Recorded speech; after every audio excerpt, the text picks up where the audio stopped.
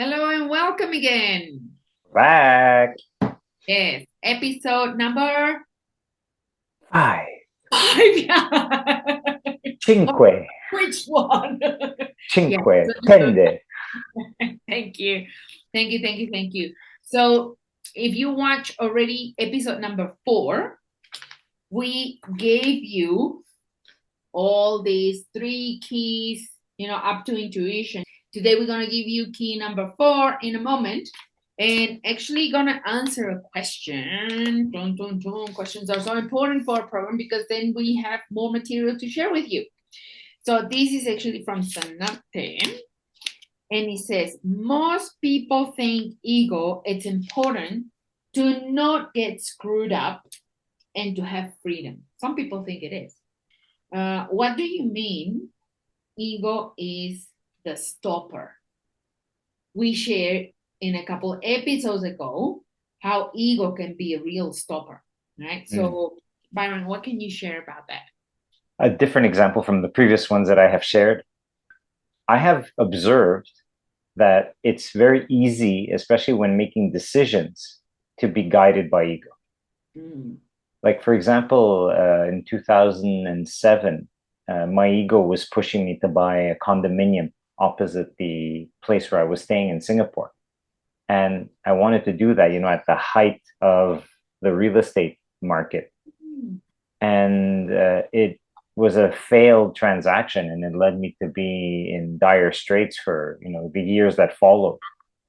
Mm. So I look back at that attempted purchase, and it's like, yeah, it was just my ego talking. There wasn't really anything soul based in that decision. So what did that stop me from doing? Well, it stopped me from really enjoying my life with my children, and instead trying to pull myself out of a big pile of debt over the next. I mean, it was at least 5 years before I got back on my feet. Mm. Wow. Yeah, that's a great example. Thank you so much for that. And that example is perfect because it's the leeway to take us to soul based key for freedom number 4, which is discernment. Mm. We have to learn to discern. Oh my God. Yes. If there is something that we all can learn from very little, because discernment only most of the time actually happens when we are adults. And not even in school sometimes, discernment is actually purposefully taught.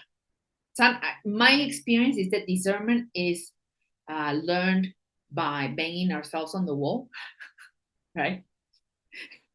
Big time sometimes, right? And then it's like, oh, I didn't realize. So I'm going to share with you guys a key actually for discernment. And this is the simplest way that can give you this. So when something comes from your soul, it will give you peace. And actually, we mentioned this on episode number 4 when we talked about intuition. Right? Intuition is the voice of your soul. So when your soul is talking to you, naturally, what you will experience is peace. And when ego is talking to you, somehow ego will manage to take peace away from you. So zero peace. It will alter the state of peace. It will alter the state of equanimity in your mind. Ego will distract you, perhaps with thoughts, right? Unnecessary thoughts. And it will take you away from being present. So when you lose equanimity and you're not present, it is very difficult for you to listen to your intuition. Just remember 1, 2, 3. Okay. So then you gotta discern. So discern your thoughts. Because when ego comes and interrupt you, usually it does it by thoughts. Another way that ego will come and interrupt you is through other people. So we have to be very, very mindful. I'm not gonna extend too much on that topic on how we interact with other people's egos because it is very factual, right? Everyone has ego, right? It's a structure that we require in order to navigate through this 3D dimension until certain point. We don't need it all the time. So when you find yourself, losing your peace somehow because you got into a bad deal, maybe you got into a deal that you should not be dealing with, right? It takes your peace away. How about this, Byron? What can you share with us about discernment? Discernment is, as you said, I think it's the pillar of being able to navigate life. And what's interesting is, you talked about children not necessarily being taught how to discern. Mm. However, a child has a lot less ego clutter, and a child can discern. A child will feel, for example, that a situation is not correct. And I'm pretty sure a child can feel when an adult is not acting in the child's interest. Doesn't know how to do anything about it, doesn't feel it has the power to, but definitely is discerning that this situation isn't correct. And I believe that if we can tap into that intuition, that equanimity, like being present to the situation, then even as adults, we can discern more clearly when to step into one direction or another. Yes. It is to me probably the most important aspect of navigating this life. Thank you. Well, discernment, when you mention children, and actually for those of you who are parents, you really have to pay attention to what your child is saying to you, especially when your child is under 7 years old, because 7 years old, 8 years old onward is when a child starts developing something called the critical factor. It's a function of the mind. When we get to talk about mind functioning, we will talk about it. Not in this episode, but just so you know, that's the child doesn't have that filter. So then that intuition is it's very vibrant in a child. So, okay, so as adults, we really got to retrain ourselves and practice discernment. Don't take anything that you hear, even what we are sharing with you. Please just don't take it face value. Investigate. We want you to do your own research, learn, ask questions, interact, because that's the way how we can actually more effectively learn. Yeah, don't just be satisfied with what you hear. Okay. All right. So let's recap. These are the 4 soul-based keys for freedom so far, right? Equanimity is number 1, being present, follow through your intuition, and discern. Okay. Pretty sure that by you applying these 4 keys, you'll be very fine. And Byron, is there anything you want to share about these 4 keys? Yes. Just a quick sharing. So the trip that I just came back from with my wife for her birthday, she initially wanted to go skiing. And when we were looking at ski vacations, obviously Hokkaido and the northern part of Japan came up. And it was difficult to say no to that because it looked like everything was going to be ideal. There's going to be snow, it would be beautiful weather, it's not so far away. And then when we looked at it, it was like, oh, okay. So this would be a great vacation, but not during cherry blossom season. Oh no, cherry blossom season in Japan, it's crazy. And everything is so busy. Yeah, so it's like, okay, so we picked the wrong week to go, clearly. So because we were going to be in Singapore anyway, then it was a skip and a jump to get to Indonesia, to the nearest islands there. So it was like, okay, discernment. And the reason I'm bringing that up is because I could have spent a week wondering, was this the right thing to do? Would we have been happier skiing? And no, I mean, we were completely at peace with being in Indonesia and enjoying the sun and the beach. Complete different vacation. Nice. Very nice. Thank you for that. So you, dear viewer, practice your discernment. Okay. All right. So time for soul ego card reading. Yay. Byron, pick one, please.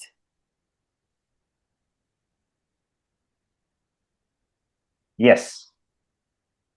Okay, so, oh my gosh. Okay, all right, so I'll read. What does this say to you?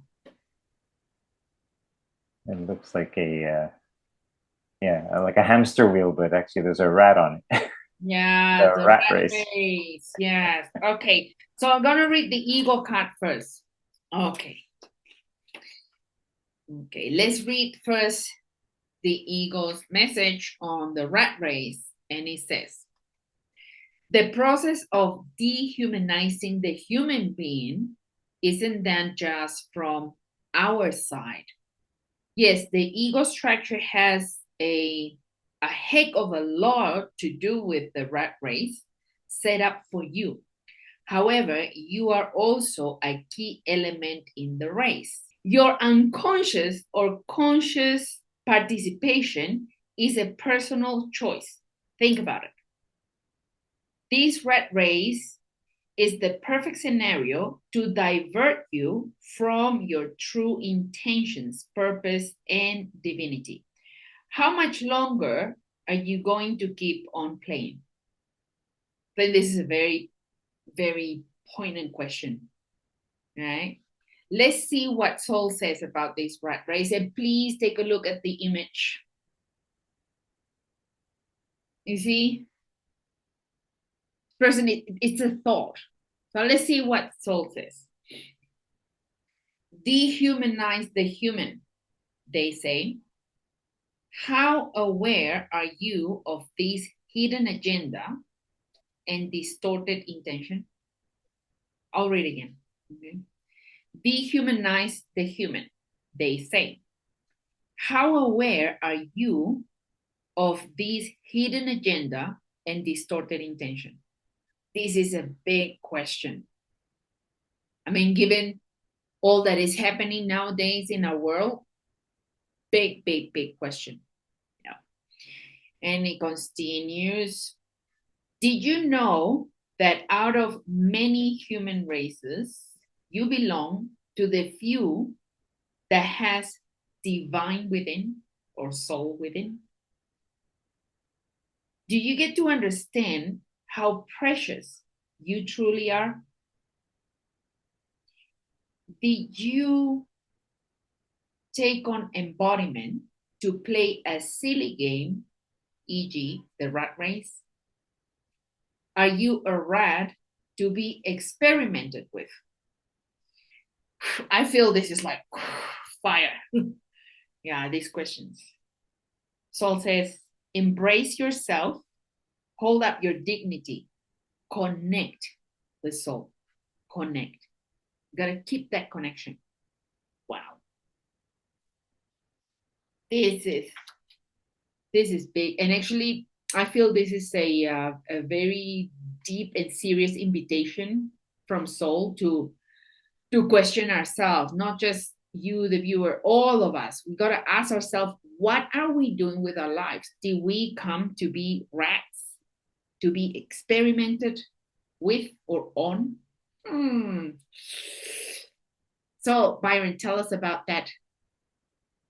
That is a topic, I think, for at least one, if not two whole episodes. Yes. Yes. The first thing that comes to mind is, especially for our viewers that are entrepreneurs or budding entrepreneurs, you are escaping the rat race by becoming an entrepreneur, or so it appears. And you'll be in that philosophical dilemma. Well, then I need to get other people to work for me. Am I going to put them in the rat race to serve our mission? I can see that will be a limiting point for a lot of people. It's like, no, I don't want to do that to others.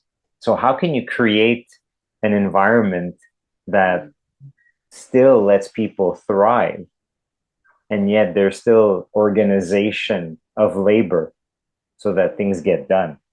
It's a deep and fundamental question, very deep. Yes. And just so that the viewers can get a practical example, we were at Club Med last time for the vacation that we just did in Indonesia.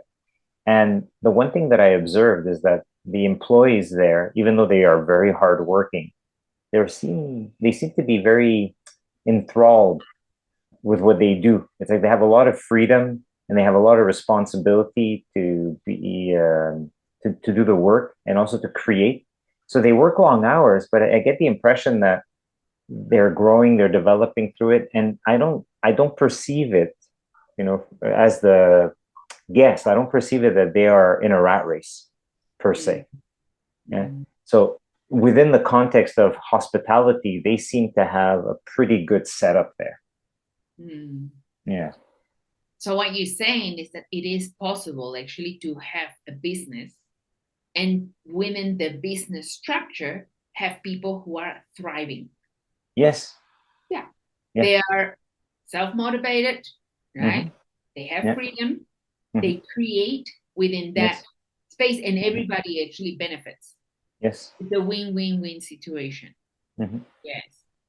And I think we're gonna be talking more about this rat race, because actually even people who are owning their business can be actually trapped in a rat race, not because and I know actually personally a good number of people in that kind of situation where they are they have developed businesses with with so much care, so much love from the beginning, only to later in their lives find out that they don't have freedom.